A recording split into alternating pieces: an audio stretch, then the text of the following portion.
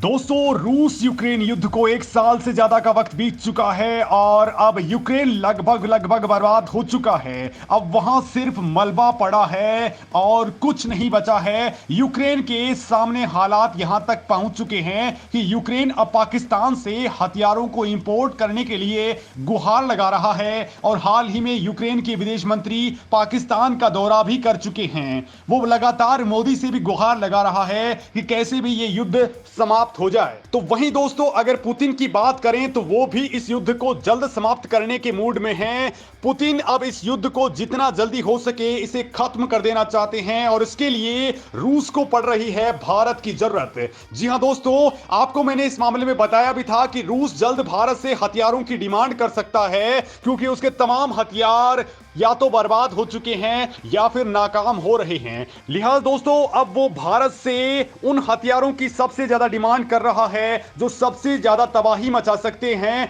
ज्यादा से ज्यादा एरिया को कवर कर सकते हैं। दूसरा, जो भारत के लेजर वेपन्स हैं जैसा कि काली 10,000 या फिर दुर्गा 2 वेपन और कुछ और दूसरे हथियार हैं जो डीआरडीओ इस वक्त बना रहा है। और दोस्तों, इन हथियारों को रूस भारत से मांगने में लग गया है। अब दोस्तों, रूस ने भारतीय हथियारों को यूक्रेन पर इस्तेमाल करने के लिए मोदी सरकार से तगड़ी डिमांड कर डाली है और इस लिस्ट में जो हथियार सबसे पहले नंबर पर है, यकीन मानिए इस हथियार ने यूक्रेन तो क्या पूरी दुनिया को डरा करके रखा हुआ है। नाम है ब्रह्मोस मिसाइल। तो आखिरकार दोस्तों, जिस बात का डर था वही हुआ। रूस ने भारत से मांग लिए हैं गेम चेंजर हथियार। पुतिन ने ऑफिशियली मांगे हैं ब्रह्मोस काली जैसे हथियार। बिल्कुल दोस्तों, अब रूस यूक्रेन युद्ध में ऐसी मिसाइलें चलेंगी जिनका वार दुनिया में किसी के पास नहीं है। एक बार ये अगर फायर हो गई तो फिर खेल ही खत्म समझिए। अब दोस्तों, ऐसी मिसाइलों की पूरी खेप रूस भेजने की तैयारी भारत करने वाला है क्योंकि भारत रूस का जिगरी दोस्त है और रूस ने अगर इस बार डिमांड की है तो मोदी भी इस मामले में पीछे नहीं हटने वाले हैं। और दोस्तों, इस वीडियो में मैं आपको बताने वाला हूं कि आखिर रूस ने ब्रह्मोस इसी वक्त क्यों मांगी है। क्या परमाणु युद्ध का संकेत अब पुतिन ने दे दिया है? तो वहीं क्या भारत के लेजर वेपन्स भी रूस जाने वाले हैं? तमाम बातें मैं इस वीडियो में बताने वाला हूं क्योंकि दोस्तों, अब दुनिया के बाजार में, दुनिया के डिफेंस मार्केट में और दुनिया के ग्लोबल मार्केट के अंदर बहुत बड़ा खेल होने वाला है। दोस्तों, इस वक्त भारत चंद्रयान की सफल लॉन्चिंग के साथ ही अब 23 अगस्त को चंद्रमा पर उसके उतरने का इंतजार कर रहा है। तो दूसरी ओर भारत का डीआरडीओ भी लगातार वेपन्स की श्रृंखला को बढ़ाने में लगा हुआ है। लगातार मिसाइलें फायर हो रही हैं और इससे भारत ने पूरी दुनिया को हैरान परेशान करके रख दिया है। दरअसल दोस्तों, अब रूस ने भारत को ब्रह्मोस मिसाइल देने के लिए तगड़ी डिमांड की है। एक खबर ऐसे वक्त में आई है जब यूक्रेन में रूस के ज्यादातर हथियार अमेरिकी डिफेंस सिस्टम के सामने फेल हो चुके हैं। वहीं अब तक का इतिहास ये रहा है कि रूस ने हमेशा से भारत को हथियार बेचे हैं और अब पहली बार है जब रूस भारत से हथियार खरीदने वाला है। यानी दोस्तों, अब आप खुद देखिए भारत की ताकत कि भारत अब रूस को हथियार बेचेगा। वहीं दोस्तों, भारत के इस फैसले से पश्चिमी देशों की धड़कनें बढ़ चुकी हैं। अगर भारत रूस को ब्रह्मोस मिसाइलें बेचता है तो ये अमेरिका और नेटो कंट्रीज के लिए बहुत बड़ी टेंशन वाली बात होगी क्योंकि यूक्रेन में जो एयर डिफेंस सिस्टम अमेरिका और नेटो की ओर से तैनात किया गया है उसके पास भी ब्रह्मोस मिसाइल को रोकने की कोई क्षमता नहीं है। और जिन एयर डिफेंस सिस्टम्स के पास ब्रह्मोस को रोकने की ताकत है वो काफी ज्यादा एडवांस क्वालिटी के हैं जिनकी तैनाती यूक्रेन में संभव ही नहीं है और दुनिया में सिर्फ अमेरिका के पास ही ब्रह्मोस मिसाइल को रोकने की ताकत है। चीन के पास तो वो ताकत भी नहीं है। दोस्तों, एक रिपोर्ट के मुताबिक ब्रह्मोस एरोस्पेस के सीईओ और मैनेजिंग डायरेक्टर अतुल दिनकर राणे ने कहा है कि उनकी कंपनी लगातार हवा से प्रक्षेपित ब्रह्मोस सुपरसोनिक क्रूज मिसाइल के लिए रूस को एक संभावित बाजार के तौर पर देख रही है। उन्होंने बाकायदा दावा किया है कि रूस के पास फिलहाल ब्रह्मोस जैसी कोई भी मिसाइल सर्विस में नहीं है। दोस्तों, राणे ने कहा है कि अगर रूस ने इसे यूक्रेन युद्ध से पहले खरीदा होता तो उसके पास ज्यादा मौजूदा स्थिति में उपयोग करने के लिए बहुत सारी चीजें होती, यानी रूस के बाकी हथियार बेकार नहीं होते।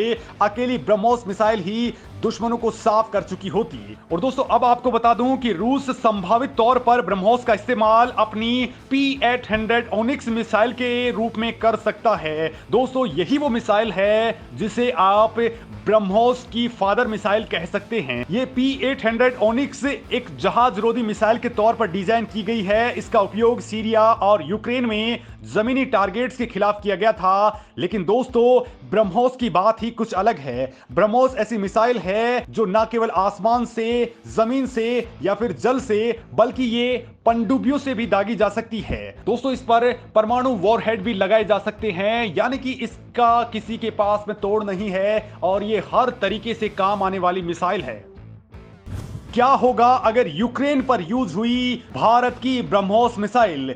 क्या होगा अगर यूक्रेन पर चली भारत की काली और दुर्गा 2 मिसाइलें? दोस्तों, बहुत बड़ा सवाल है और इसका जवाब भी जानना आपके लिए बेहद जरूरी है, क्योंकि एशिया टाइम्स के मुताबिक यदि यूक्रेन युद्ध में ब्रह्मोस मिसाइल का रूस इस्तेमाल करता है तो पश्चिमी देशों के पास ब्रह्मोस मिसाइल का मुकाबला करने के लिए कोई भी हथियार नहीं होंगे। स्टॉर्म शैडो जैसी पश्चिमी क्रूज मिसाइलें सबसोनिक डिजाइन की हैं, जो ब्रह्मोस मिसाइलों को रोकने की काबिलियत ही नहीं रखती हैं। यूक्रेन में रूस की बहुचर्चित किंजल मिसाइल फेल हो चुकी है और रूस को अपनी इस मिसाइल से काफी ज्यादा उम्मीदें थी, लेकिन वो फ्लॉप हो चुकी है। इसके बाद रूस को भारत से मिसाइल खरीदने के लिए मजबूर होना पड़ा है। हालांकि दोस्तों, अभी यह तय नहीं है कि क्या यूक्रेन युद्ध के समय भारत सरकार ब्रह्मोस कंपनी को रूस को ब्रह्मोस मिसाइल देने की इजाजत देगी या फिर नहीं, क्योंकि ऐसा करने पर भारत पश्चिमी देशों के गुस्से का शिकार हो सकता है। हालांकि दोस्तों, भारत ऐसे किसी भी देश के दबाव में नहीं आने वाला है। बड़ी बात तो यह है कि यह भी कहा जा रहा है कि रूस भारत से काली और दुर्गा 2 जैसे हथियार भी मंगवा सकता है। अगर ऐसा हुआ तो दुनिया को एक अलग ही तबाही देखने को मिल जाएगी, क्योंकि काली लेजर वेपन बहुत ज्यादा खतरनाक है। दोस्तों, जानकारी के मुताबिक लेजर तकनीक एक तरह से कांच के उपयोग से सूरज की रोशनी को एक जगह केंद्रित करने जैसी है।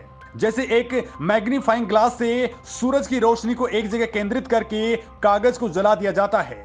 कम शक्ति वाले लेजर्स को कई सेकंड्स के लिए लक्ष्य पर टारगेट करने की आवश्यकता हो सकती है, जबकि बड़े लेजर और शक्तिशाली लेजर्स वेपन बहुत जल्दी बहुत बड़ा नुकसान पहुंचा सकते हैं। दोस्तों, लेजर वेपन्स क्रूज मिसाइलों के गाइडेंस सिस्टम को क्षण भर में ही पिघला करके राख कर सकते हैं। साथ ही हथियार वॉरहेड या फ्यूल टैंक में विस्फोट करने की ताकत भी रखते हैं। ऐसे में गाइडेंस सिस्टम और वॉरहेड या फिर फ्यूल टैंक में विस्फोट होने से एरोडायनेमिकली मिसाइलें अनस्टेबल होकर के क्रैश हो जाती हैं। इनका इस्तेमाल लड़ाकू विमानों, ड्रोन्स और हेलीकॉप्टर्स को गिराने में भी किया जा सकता है। साथ ही लड़ाकू विमान के पायलट को इसके जरिए अंधा करने की ताकत भी होती है, जो बेहद विनाशकारी परिणाम देती है। ये लेजर वेपन्स रडार की पकड़ में भी नहीं आते हैं। दोस्तों, दुर्गा लेजर वेपन तकनीक का इस्तेमाल करके दूर से आ रही किसी भी बैलिस्टिक मिसाइल को पलक झपकते ही नेस्तनाबूद किया जा सकता है। दुर्गा की स्पीड ना तो दुश्मन को संभलने का मौका देती है और ना ही हमले का कोई भी सबूत छोड़ती है। वैसे दोस्तों, आपको क्या लगता है, क्या भारत को अब रूस को ब्रह्मोस मिसाइलें, काली वेपन या फिर दुर्गा 2 जैसे वेपन्स को देना चाहिए, या फिर भारत को इनको रोक लेना चाहिए और भारत को इस पूरे के पूरे युद्ध को किसी और रणनीति के तहत सुलझाना चाहिए? आपका इस मामले में क्या कहना है, कमेंट करके जरूर बताएं। धन्यवाद।